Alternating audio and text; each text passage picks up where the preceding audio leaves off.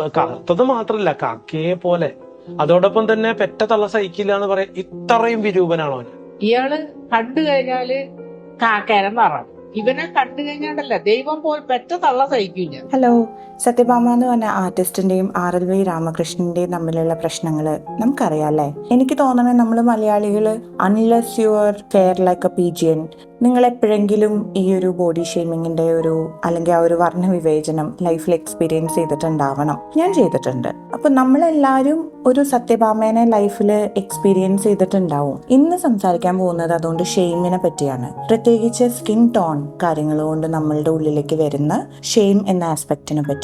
നമുക്കൊരിക്കലും ഒരാള് നമ്മൾ കറുത്തതാന്നോ അല്ലെങ്കിൽ കാക്കട പോലെയാന്നോ അല്ലെങ്കിൽ പെറ്റ തള്ള സൈക്കിളിലാന്നോ പറഞ്ഞാൽ നമുക്ക് എന്ത് ചെയ്യാൻ പറ്റും? നമുക്ക് പോയി നമ്മുടെ സ്കിൻ പൊളിച്ചു കളഞ്ഞ് വേറൊരു സ്കിൻ വെച്ച് വരാൻ പറ്റില്ല. അപ്പൊ അങ്ങനെയുള്ള സാഹചര്യത്തില് നമ്മുടെ ഉള്ളില് ഇന്നേറ്റ് ഷെയിം, നമുക്ക് ഒന്നും ചെയ്യാനും പറ്റില്ല, എന്നാൽ നമ്മൾ ഇത് കൊണ്ട് നടക്കുകയും വേണം.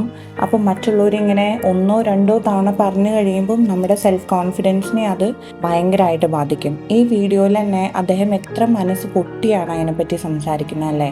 നമ്മളിലൂടെ അല്ലേ ഈ മാറ്റങ്ങൾ കൊണ്ടുവരണ്ടേ? നമ്മളും പലരുടെ ജീവിതത്തിലും സത്യഭാമമാരാവാറുണ്ടോ? ഒരാൾ തടി കൂടുമ്പോഴേക്കും തടി കൂടിയല്ലോ, പെണ്ണിന് കാണാൻ കൊള്ളാം പക്ഷെ കളർ അത്രക്കില്ല. ഇതൊക്കെ നമ്മൾ പറയുന്ന വാചകങ്ങളല്ലേ, ഒന്നല്ലെങ്കിൽ വേറൊരു രീതിയിൽ.